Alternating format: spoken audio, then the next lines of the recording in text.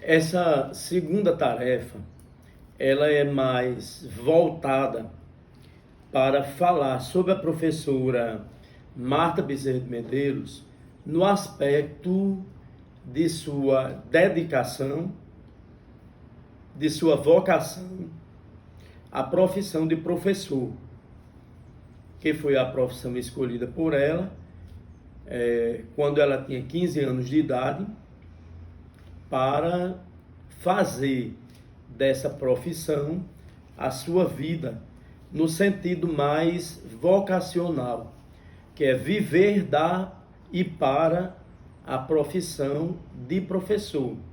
Quer dizer, no caso dela, ela foi um professor do primário, né?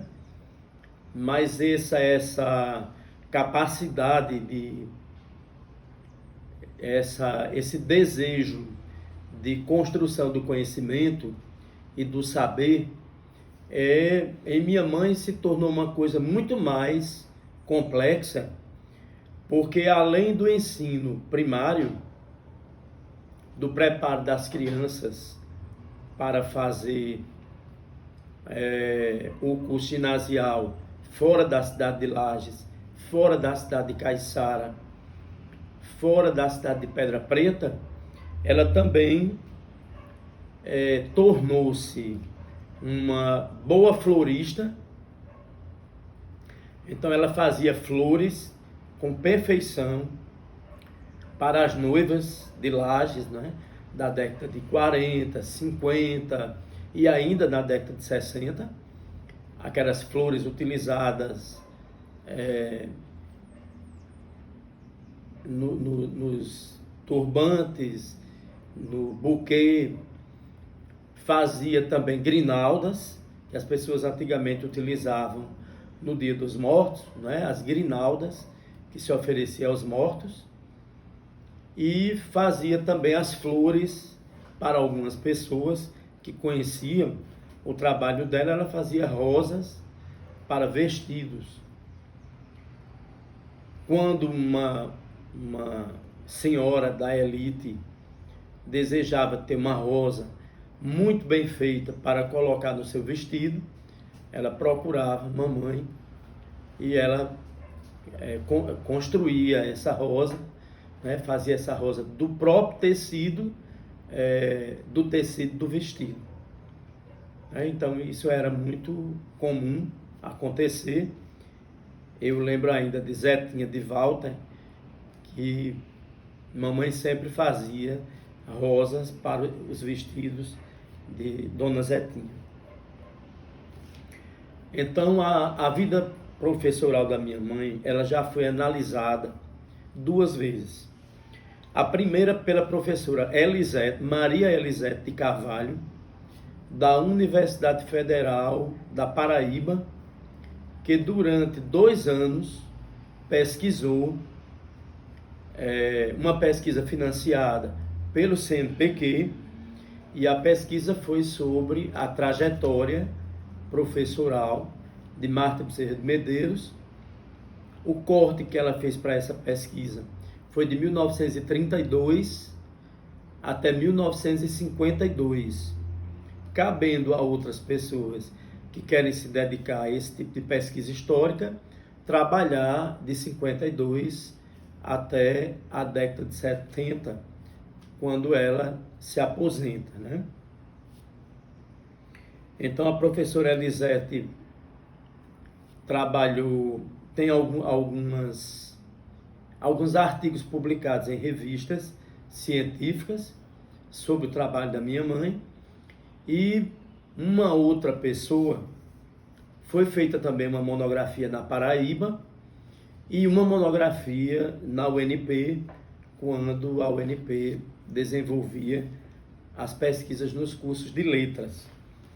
Então, a aluna Micheline Angélica dos Passos Ribeiro, ela defendeu em 1997, né, essa monografia, que é chamada As Letras de um Percurso, um estudo sobre a vocação, o trabalho e o eros na trajetória intelectual da professora Marta Bezerra da Cunha. Então, conforme aqui o sumário,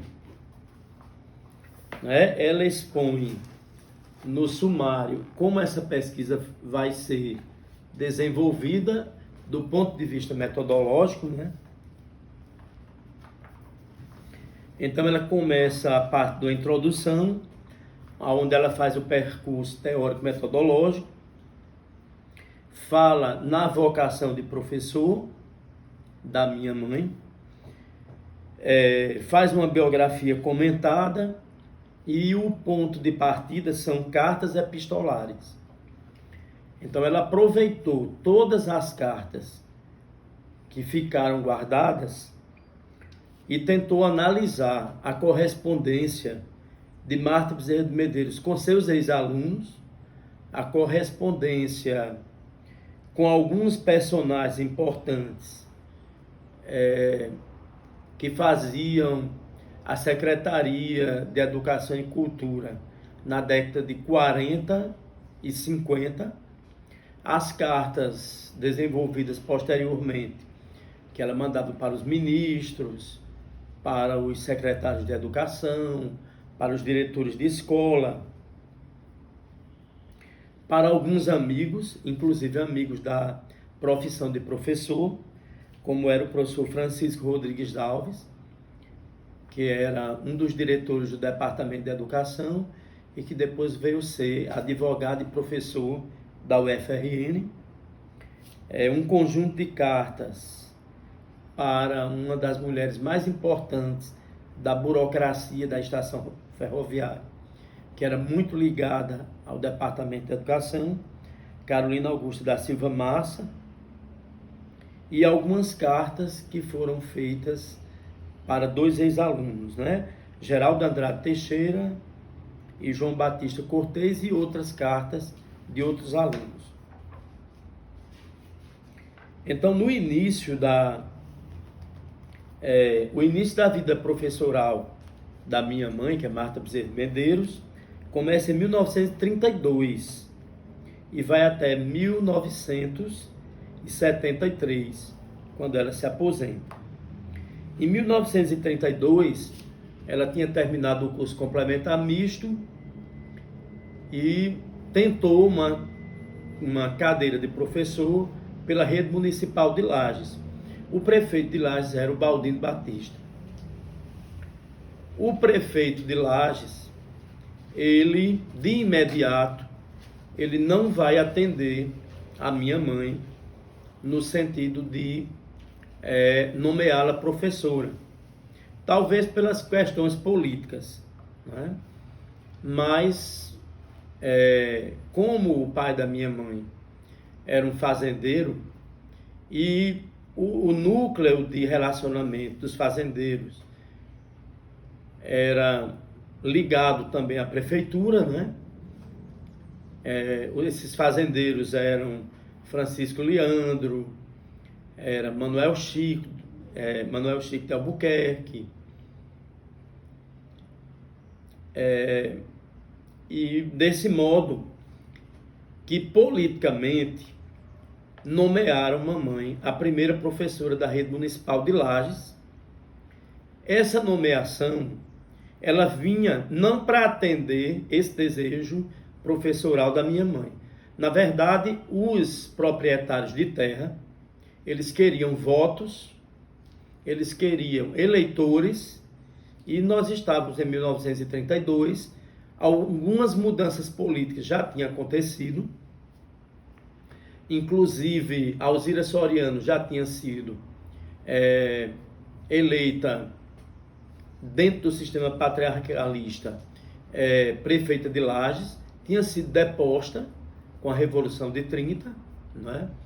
E nesse período revolucionário era necessário um preparo, né, das pessoas para que essas pessoas começassem a aprender a ler, escrever e a votar. Então, o sentido dessa nomeação, do ponto de vista político, é o preparo, né? É fabricar os eleitores. Mas a minha mãe aproveita essa nomeação e assume a escola subvencionada de Nova Olinda, que é a primeira de Lages, e leva para a sala de aula aquilo que ela acreditava, né? Ela acreditava que os alunos deveriam receber uma formação bem positivista, né? E tudo que ela recebeu de informação no curso complementar, ela repassa para esses alunos. Não é só o beabá, né? O que ela queria. Ela queria que os alunos aprendessem, não é? Aprendessem a... Ela dizia que todo mundo tinha que ter uma boa caligrafia, tinha que saber as 4 operações com segurança, né? O método mais adotado naquela época, dentro dessa visão mais positivista, seria decoreba. Então os alunos decoravam os pontos, ela tomava os pontos, né? E os alunos aprendiam também a questão da educação moral e cívica. E aprendiam também um pouco de religião.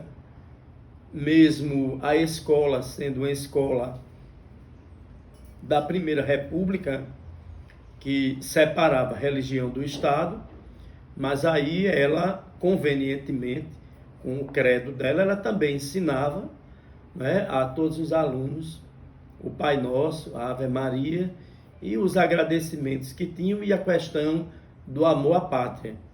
Então, cantar o hino nacional, o hino da independência, o hino da bandeira. Então, todos os alunos tinham que saber tudo isso de modo bem decorado.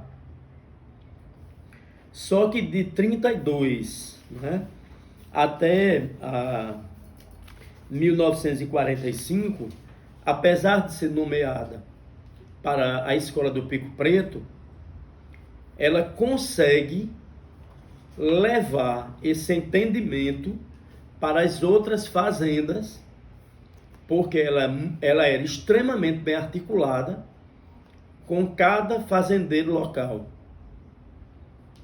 Então ela consegue se tornar professora em Jardim de Angicos, lá no Zé de Araújo.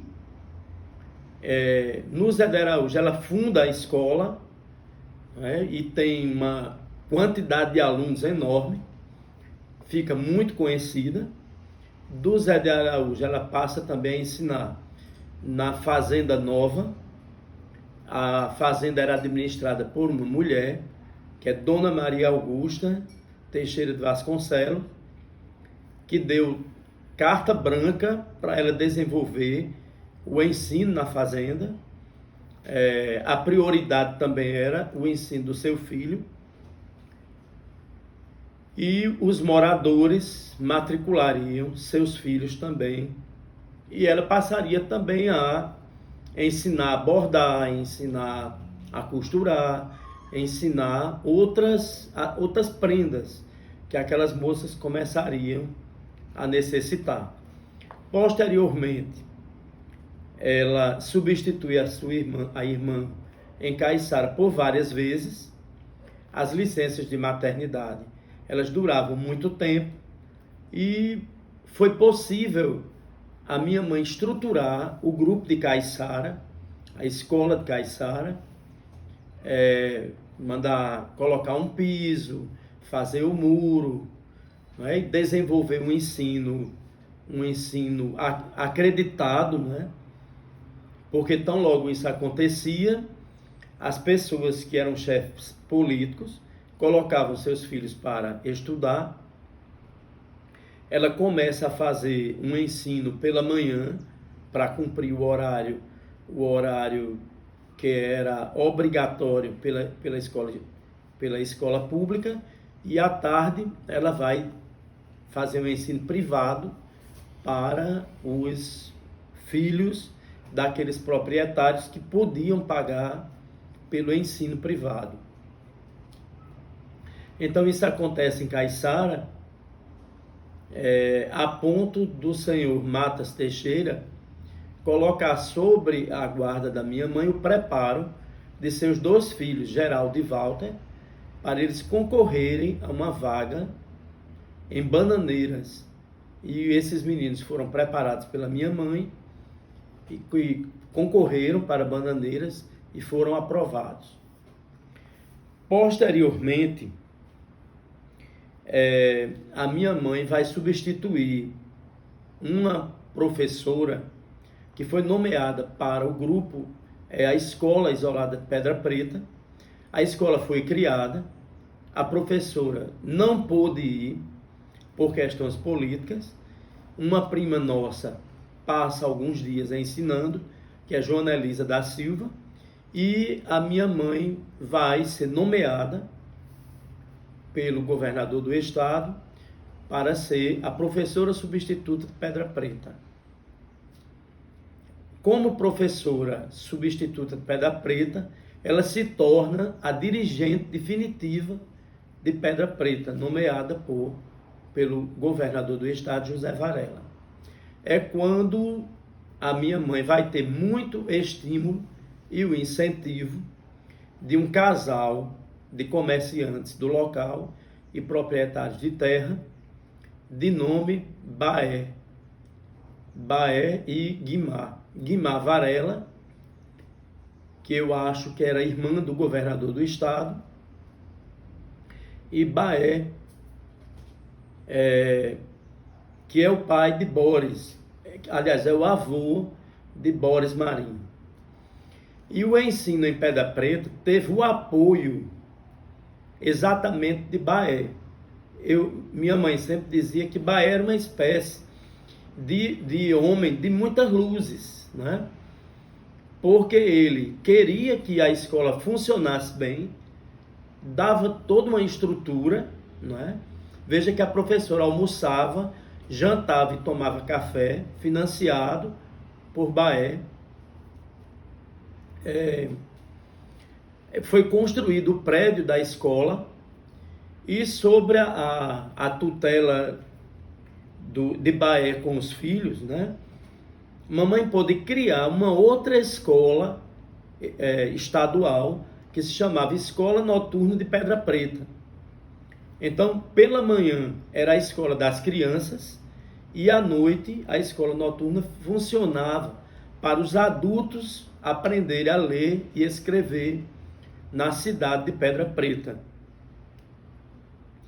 E esse trabalho da minha mãe foi um trabalho extremamente incentivado pelo Departamento de Educação de Natal, né, na figura de algumas pessoas que tinham um certo poder, e eles conseguiram efetivar a minha mãe na escola de Pedra Preta, já como professora do estado, e posteriormente Lages passava por algumas crises na escola estadual, que era o grupo. Mamãe foi convidada pelo departamento para ser a diretora do grupo, mas ela pediu ao diretor do Departamento de Educação e a Francisco Rodrigues Alves que criasse para ela a escola isolada. Como ela tinha apoio, né, desses fatores reais de poder disseminados tanto em Lages como em Pedra Preta, então é criado a escola, que era núcleo do grupo escolar Pedro II, chamada Escola Isolada de Lages, que vai funcionar por mais 30 anos. Né? Mamãe já tinha trabalhado mais de 15 anos nas escolas municipais, e a partir daquele momento de Pedra Preta e Lages, definitivamente ela teria a escola onde ela era a dirigente também. Uma coisa que é importante, tanto na escola isolada de Caiçara, do estado do Rio Grande do Norte, como de Pedra Preta e Lages, é que você não dava aula não ministrava aula só para o primeiro ano. Num só horário, a professora era professora do primeiro ano, do segundo ano e do terceiro ano. E se o aluno quisesse continuar, Então ele iria para ou o Grupo Escolar Pedro II, ou ele era candidato ao concurso das provas do Marista e das provas de Bananeiras. E com a experiência que minha mãe teve com 3 alunos que tiveram muito sucesso, esses alunos, Boris, que é de Pedra Preta, Geraldo da Mata e Walter, que são de Caiçara. Então eles fizeram concurso para a escola Marista e para a escola de Bananeiras e passaram nos concursos. E isso trouxe um êxito muito grande para ela. Então ela começa a ser procurada para preparar os filhos dos proprietários das terras, que já não queriam mais que seus filhos terminassem no grupo escolar, mas sim fossem para Natal ou para outro lugar. Então ela vai especializa-se nesse preparo desses estudantes, né?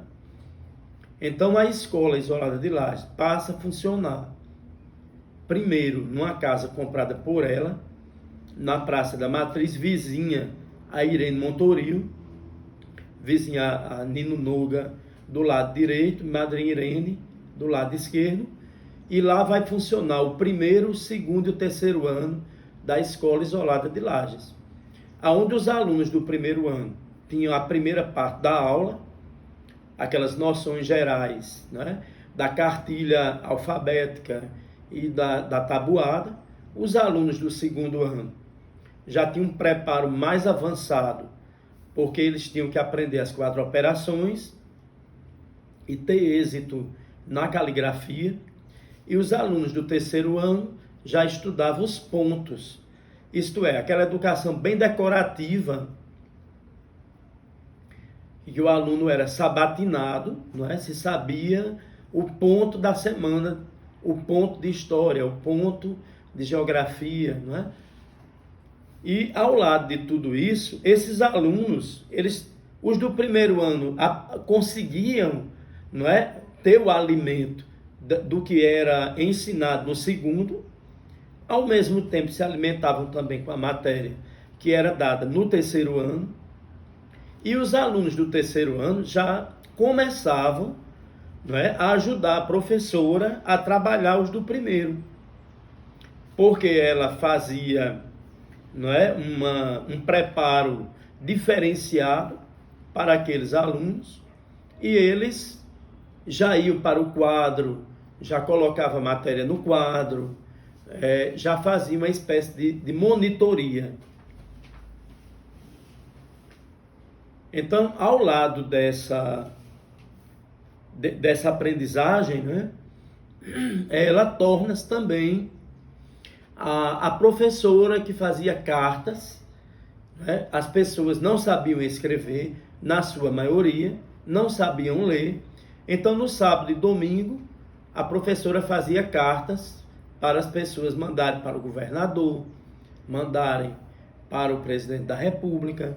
Então ela tornou-se também a professora que fazia o contato dessa população que não tinha esse saber mais elaborado, não é?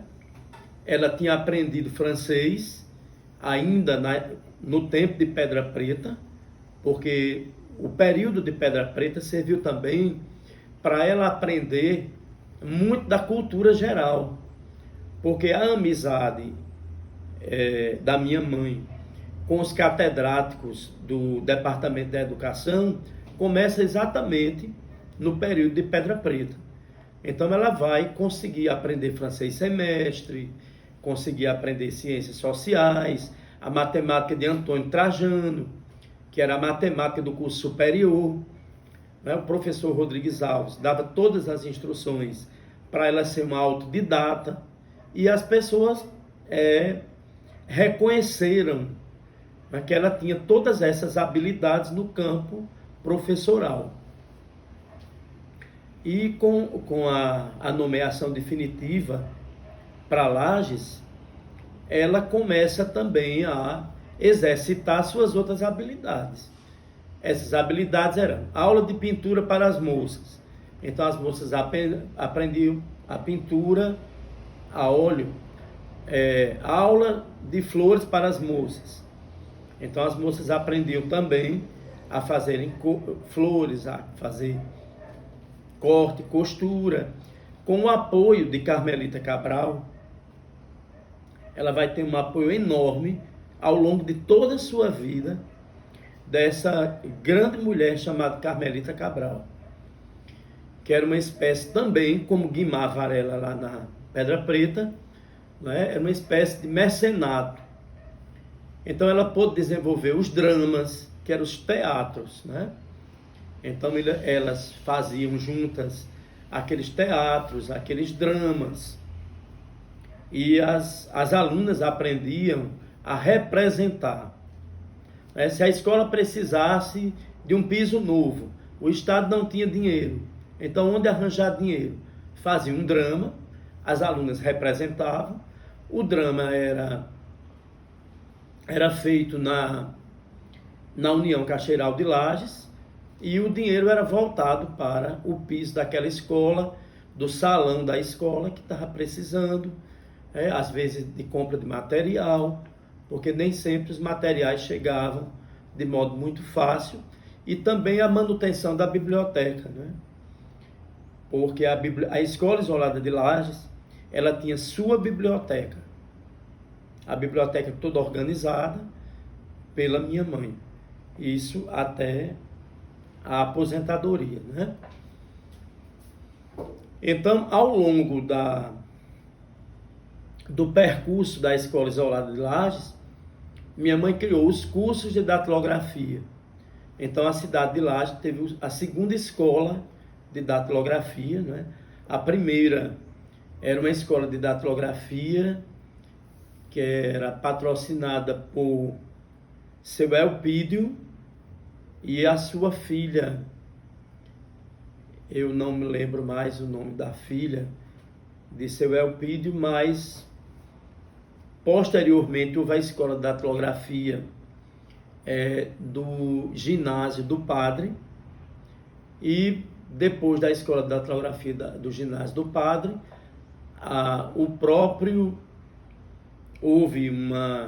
minha mãe consegue comprar as máquinas e faz na sua casa, no horário da manhã, da tarde e da noite, os cursos de datilografia. Enquanto o exército ficou em Lages, todos os militares, soldado, cabo, o pessoal que trabalhava e que tinha filhos ligados ao exército, passaram pela escola de datilografia de mamãe. Inclusive, a escola era registrada no nome do meu pai, mas quem ministrava as aulas, todas as tardes e todas as noites, era exatamente a minha mãe. E ao lado da escola de datilografia, uma escola à tarde para aquelas crianças que podiam pagar, né, e que podiam estudar no curso privado, né, ao qual minha mãe teve alunos que estudaram muito e que se dedicaram, né, o caso de João Cortês, com quem ela, na velhice, ela teve cartas enormes, bonitas, afetuosas, o caso de Walter. José Cabral, que a gente chama Zezão, né? José Cabral foi aluno dela também. Joãozinho, temos João Maria Bezerra de França, que também foi aluno da escola, sua irmã Sônia.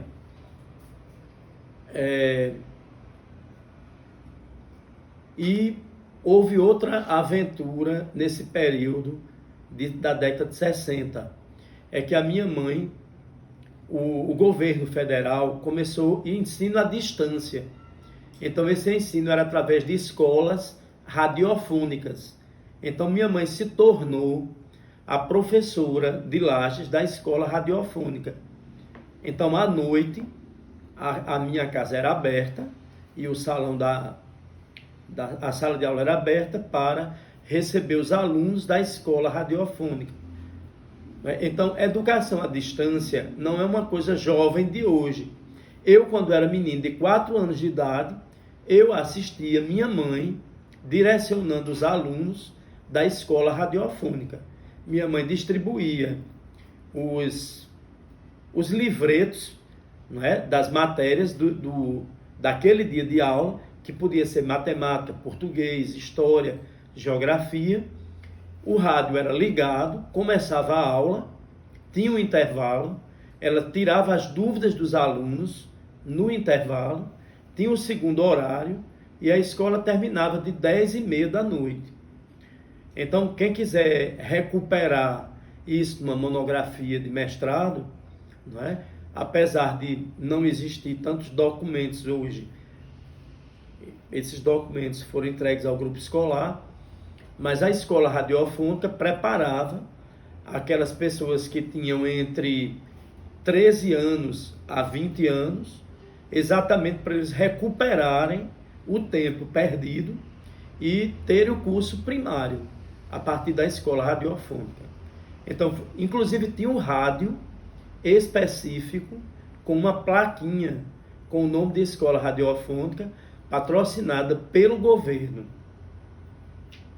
Então foi uma coisa muito exitosa, né? Minha mãe teve um sucesso enorme com esse ensino à distância e ela conseguia, né, manobrar todas essas coisas, fazer tudo isso com muito carinho, com muito cuidado, além dos cursos de bordado, dos cursos de flores.